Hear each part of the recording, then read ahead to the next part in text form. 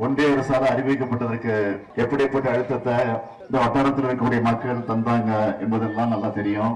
அதை உணர்ந்து உங்களால் உருவாக்கப்பட்ட திராவிட மாடல் ஆட்சி, அதாவது உங்களுடைய நம்பிக்கையை பெற்றிருக்கக்கூடிய உங்களில் ஒருவனாக இருக்கக்கூடிய இந்த முத்துவேல் கருணாநிதி ஸ்டாலினுடைய ஆட்சியில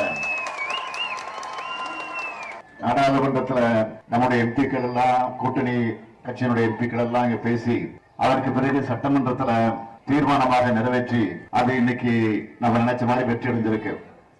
அந்த தீர்மானத்தை நிறைவேற்றுகிற நேரத்தில் எல்லா கட்சியினுடைய, அதிமுகவா இருந்தாலும் சரி, கம்யூனிஸ்ட் கட்சியா இருந்தாலும் சரி, இந்திய கம்யூனிஸ்ட் கட்சி, மார்க்சிஸ்ட் கட்சி, பாட்டாளி மக்கள் கட்சி, விடுதலை சிறுத்தைகள், இந்திய யூனியன் முஸ்லீம் லீக் போன்ற எல்லா கட்சிகளும், சட்டமன்றத்தில் இருக்கக்கூடிய எல்லா கட்சிகளும் ஒன்று சேர்ந்து அந்த தீர்மானத்தை ஏகமனதாக நிறைவேற்றி கொடுத்தாங்க.